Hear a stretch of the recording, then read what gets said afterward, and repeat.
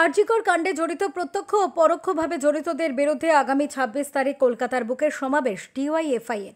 এই সমাবেশকে সফল করার লক্ষ্যে রাজ্য জুড়ে সভা করছে বামেদের এই যুব সংগঠন।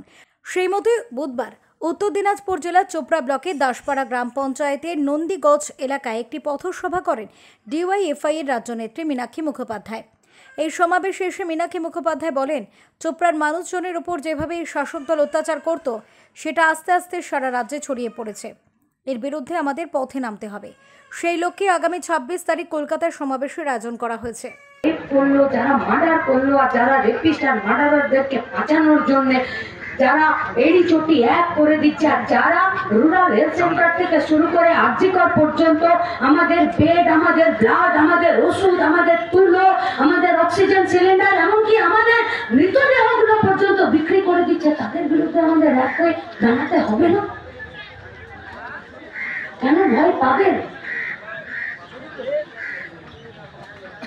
একটা প্রজাতি হয় ভয় পেতে পেতে মাটির নিচে গর্ত করতে থাকে, তার নাম ইঁদুর। গর্ত করতে করতে করতে করতে এদিক থেকে ফুটো করে কোন দিকে বেরিয়ে যাবে কেউ জানে না। কিন্তু আমরা তো মানুষ, আমরা তো আর মাটিতে গর্ত করে গোটা পরিবার নিয়ে গর্তে ঢুকে যেতে পারি না।